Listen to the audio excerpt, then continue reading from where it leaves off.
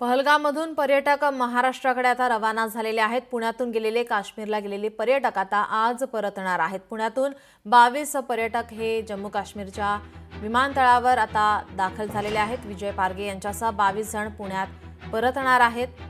पहलगाम हल्ल्यानंतर आता पुण्यातून गेलेले पर्यटक आज परतणार आहेत। विजय पारगे यांच्यासह पुण्यातील एकूण 22 जणांचा ग्रुप या हल्ल्याआधीच पहलगाममधून बाहेर पडला होता। सूचित करतो की या प्रकरणामध्ये कुठल्याही प्रकारची कुणीही मदत करू शकले नाही, त्याबद्दल दिलगिरी व्यक्त करतो।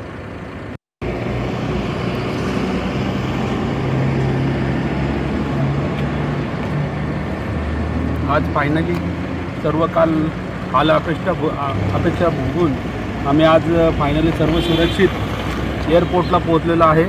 तर सर्वांनी काळजी करण्याची गरज नाही आहे आणि सर्वांना सूचित करतो की या प्रकरणामध्ये कुठल्याही प्रकारची कुणीही मदत करू शकले नाही, त्याबद्दल दिलगिरी व्यक्त करतो।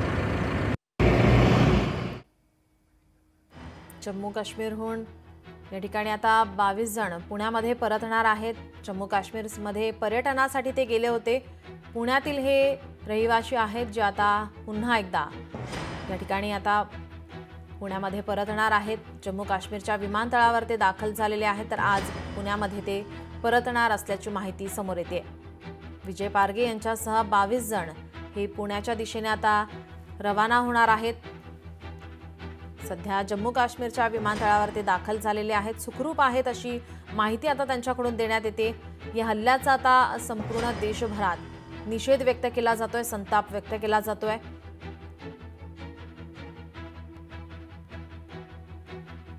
जम्मू काश्मीर ते मुंबई या विमानाने पुण्यातील 22 पर्यटक दुपारी मुंबईमध्ये येणार आहेत। जम्मू काश्मीर विमानतळावर असलेल्या पर्यटकांशी बातचीत करण्यात आलेली आहे आणि त्यांनी या संदर्भात आता आपण सुखरूप आहोत, जम्मू काश्मीरच्या विमानतळा येथे पोहोचलेले आहोत अशी माहिती त्यांनी दिलेली आहे। तर आज ते पुण्यामध्ये परतणार आहेत।